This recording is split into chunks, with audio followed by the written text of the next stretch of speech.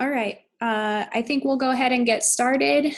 Thank you all for participating in the 2018 Animal Science and Forage webinar series. So this is the July installment.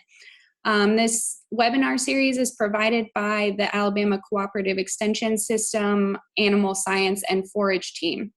If any of you are participating live, could you please keep your microphone on mute just to stop any feedback. And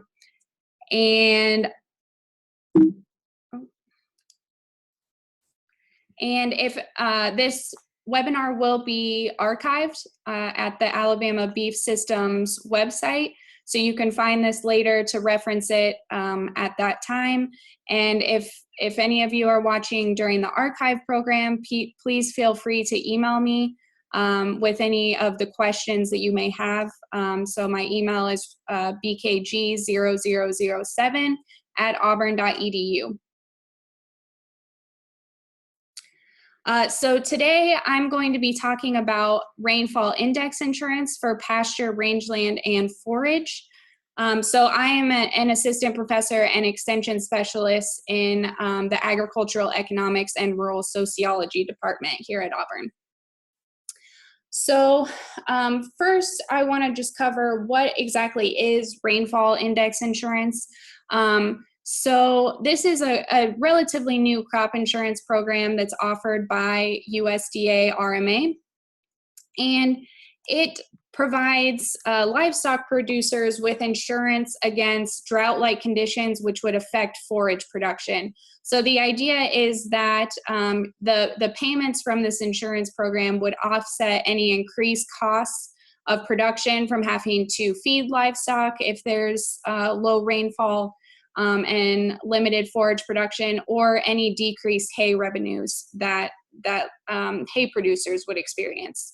So this program is going to cover perennial pasture, rangeland, or forage used to feed livestock. So any annual pasture land is not going to be covered under this program. So this gives you an idea of Alabama's enrollment in the PRF program in 2017. So there are about 121,000 acres throughout Alabama that were enrolled, and 5%, which totals about 5% of Alabama pasture land. So you can see on the map where this pasture land is located, primarily in North Alabama and Southeast Alabama. So fairly limited participation up until this point, and this has been available in Alabama since 2009, I believe. So how does this program work? So PRF is an index insurance, so it's not based on your actual production or loss. So this program uses a grid system where the grids here in Alabama are roughly 12 by 12 miles. And within the grid, the rainfall is measured and payment values are calculated for the entire grid. So the rainfall index is calculated using a weighted average of the four closest weather stations to that grid. So it's not even based on the actual rainfall experienced at your pasture. It's over the whole grid. So the insured value of the policy is going to be based on the production practices you're using and some county-based values which are calculated by RMA. So I'll talk about those a little bit later on.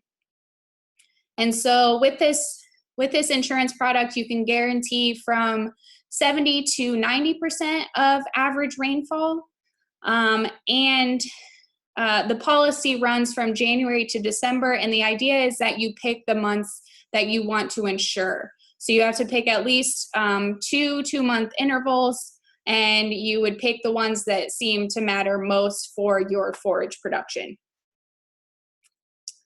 So here are some of the participant decisions in more detail. So first of all, you have to choose the number of insured acres. So not all of your pasture land has to be insured, so you can pick pick and choose which is insured and which isn't. And the good thing for Alabama producers is there's no minimum number of acres. So very small producers can participate. You can insure 1 acre if you really want to. So participants also have to choose the intended use. So whether the pasture land's being used for haying or for grazing. If it's being used for haying, you have additional decisions to make, whether it's being irrigated and whether it's in certified organic practice or transitional organic. So then here are the 2-month index intervals that you have to choose from. So they run from January to December, and you have to choose at least 2 of these intervals. And you cannot choose overlapping ones. So for example, you couldn't choose to insure January, February, and February, March. So any of the overlapping intervals you cannot pick. And so you choose the intervals that you want to insure, and then you place a percentage of value into that interval. And basically what this means is you're sort of ranking your intervals on how much they're mattering for your forage production. So you're going to want to insure months when low rainfall would most affect your forage production. And we'll go through an example in a few slides that will explain this much better to you. So of course then for the PRF program, we have to choose our coverage level. And so this represents what percentage of average rainfall do you want your insurance payments to kick in. So these range from 70 to 90%.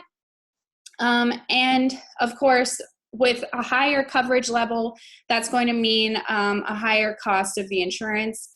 However, it also means that you're going to have a higher chance of payout. So for example, if you choose a 90% coverage level, that means that when rainfall is at 90% of the average, its average historical value or lower, you're going to collect an indemnity.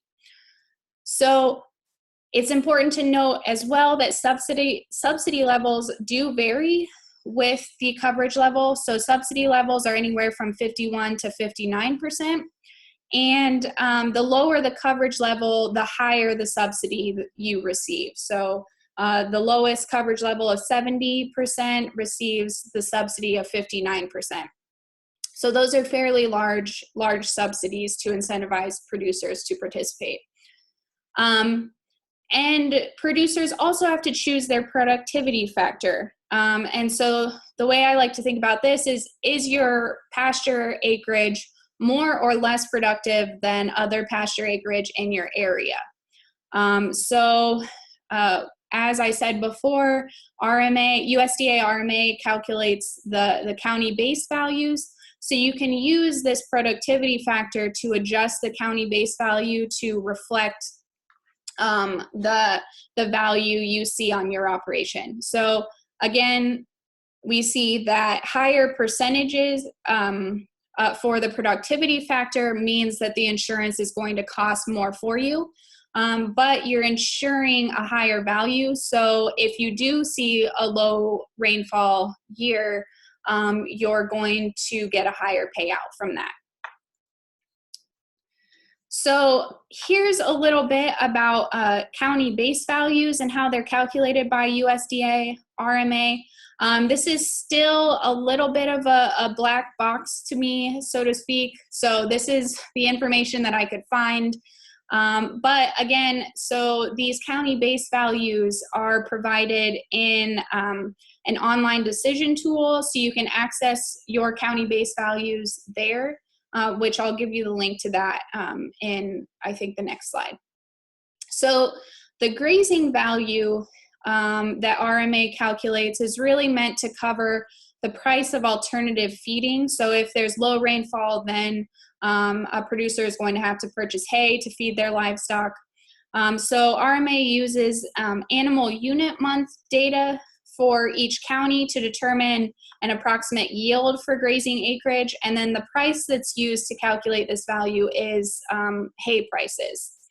So for haying value, So if the hay acreage is irrigated, that haying value is only going to reflect the additional costs of irrigation when you have low rainfall. So this is assuming that there's no production loss. If you have irrigated hay production, it's only going to pay for, you know, the additional pumping costs of getting that hay acreage irrigated. For non-irrigated hay, the county yield values and prices for hay are used to calculate the hay value. And this, the hay prices are going to exclude irrigated hay and alfalfa. So that's a little bit about how the county base values are calculated.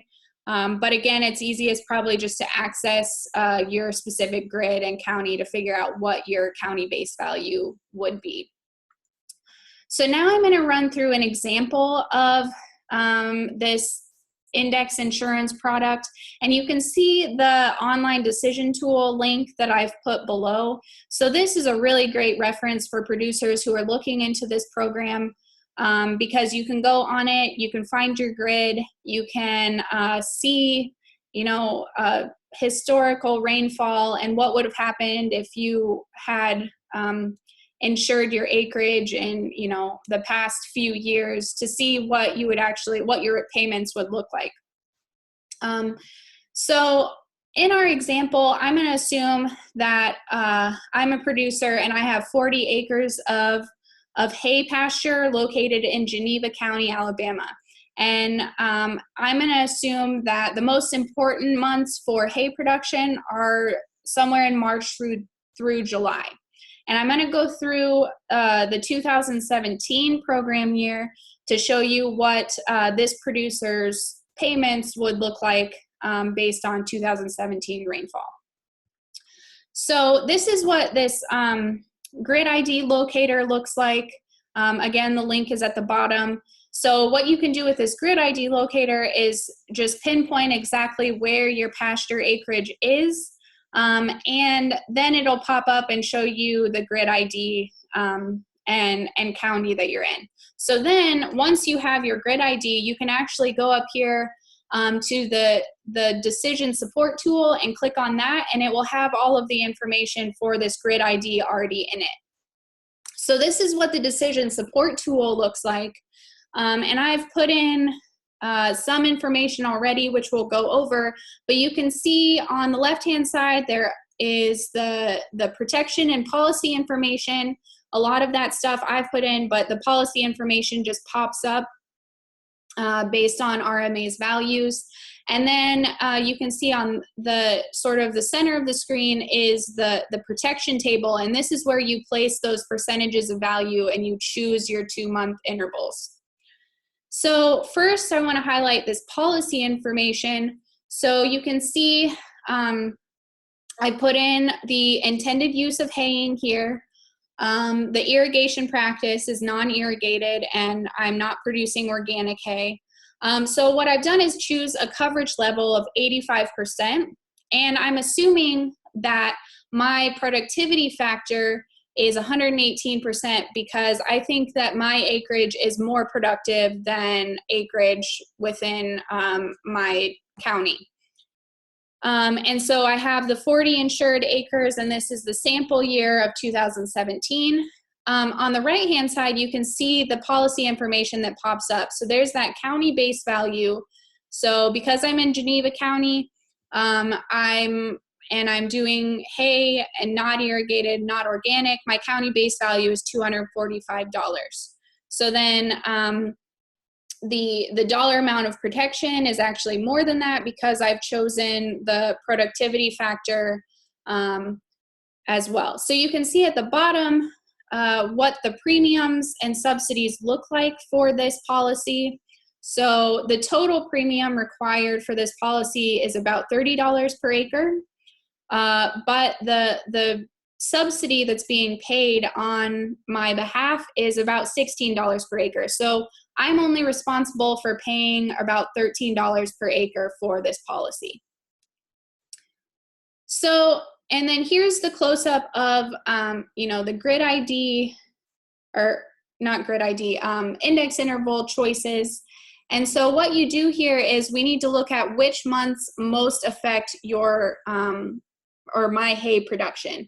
And so I said March through July, I believe, was the months that most affected them. So you can see that I've put in percentages of value into March, April, May, June, and July, August.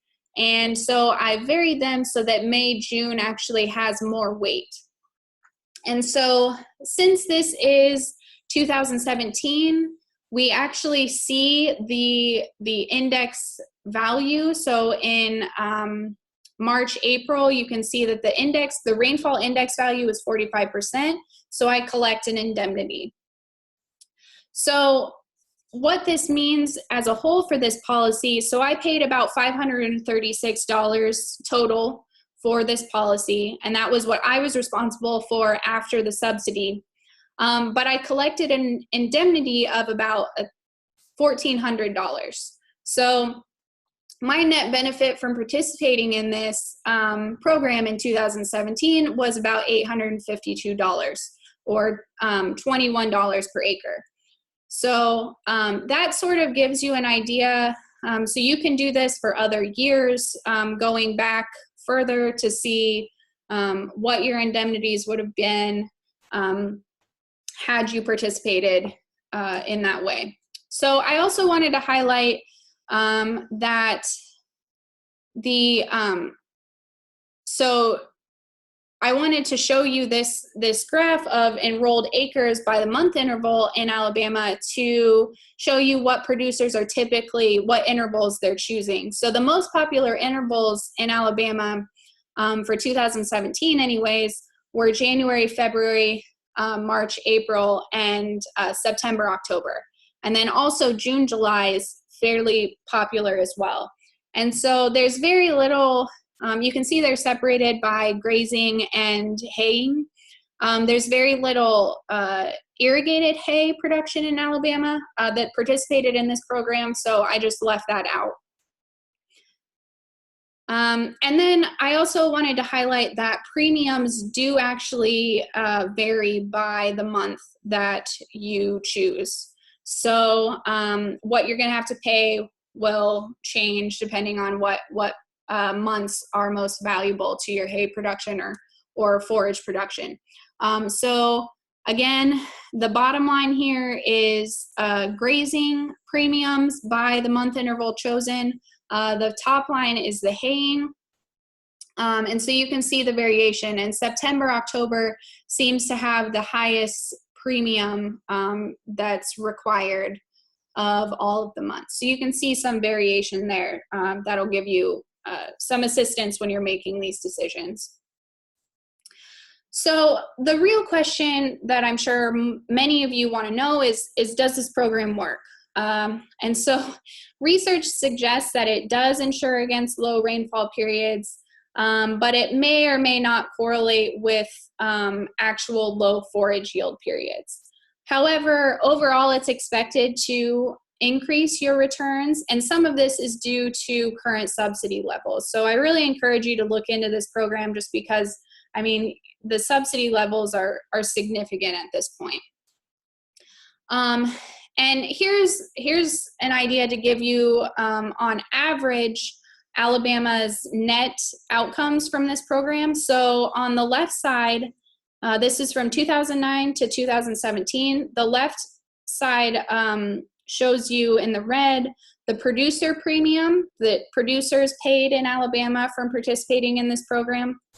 So that means that it's the premium minus that subsidy. So this is actually what producers are paying out. And then on the right-hand side, in the teal colored bar, that's showing you the indemnities that were collected within Alabama. So you can see in every year except for 2009 and 2013, on average in Alabama, the producers that participated collected more indemnities than they actually paid out. So that seems to be a fairly good program to be enrolled in. And I also wanted to highlight 2016.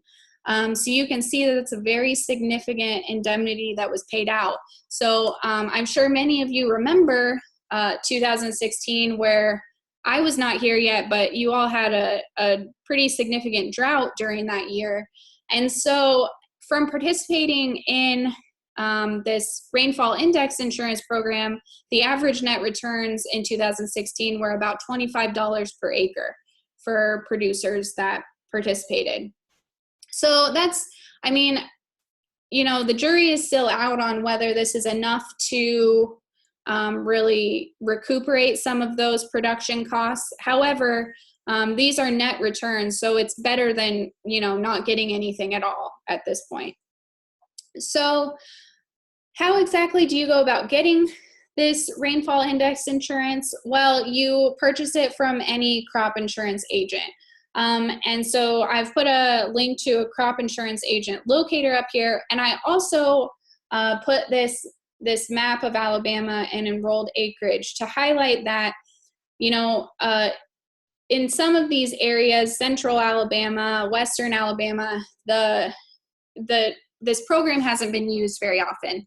So it might be kind of difficult for a crop insurance agent to, you know, have a really good idea about optimal strategies with this program. So I would say, and especially in northern and southeastern Alabama, some crop insurance agents may have more of an idea of what to do. So if you know anyone that's participating, any other producers, I would say talk to them about optimal strategies, or try and find a crop insurance agent in one of those areas to talk with you about participating. The sign-up deadline is November 15th for this program, and the premium's actually not due until the end of the program year, so September 1st of 2019. So you don't have to pay a premium up front, so that's nice. So for more information about this, you can go directly to the USDA RMA website to give you policy info. And again, I put the link up here to the decision support tool, which again is really helpful. And if you're thinking about doing this, I would highly suggest playing around with that tool. And so with that, I'm pretty much finished up. I put these other organizations up here because some of this research that I've shown comes from a grant that I got from the Southern Extension Risk Management Education Organization, and that comes from USDA NIFA. So that's been really great. So let's see here. So before we get into any questions from any of the participants, I also want to highlight next month's beef webinar, which is going to be done by Alex Teague about the Alabama Pasture to Rail program on August 8th. And so that's again going to be at 10 a.m. So you can find more information about all of our webinars and other information at alabamabeefsystems.com. So, okay, so I think that pretty much wraps it up. I'll leave it on here. And do we have any questions from any of the live participants?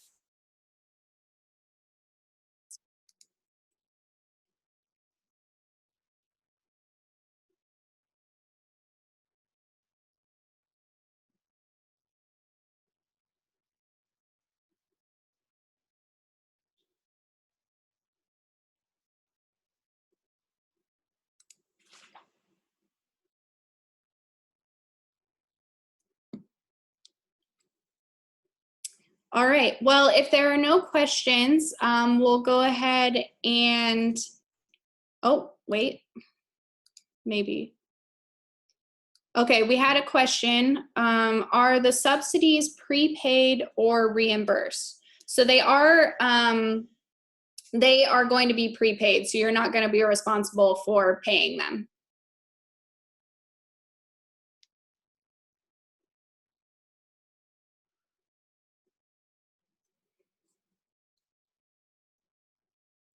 All right, do we have any more questions? And you can feel free to unmute yourself and ask them if you'd like.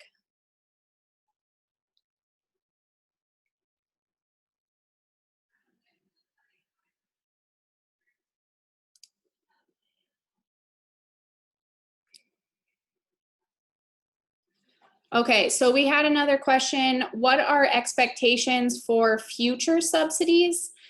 And this is something that I am not really sure about. I mean, I know for the foreseeable future, we will have the same level of subsidies for sure. But I don't know how many years that will last. And I don't believe there's anything in the proposed Farm Bill legislation that would change any of these subsidies.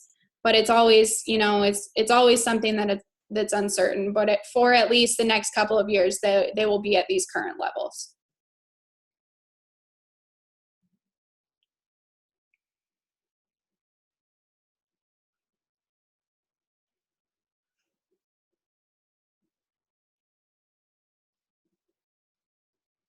All right, do we have any more questions from the audience?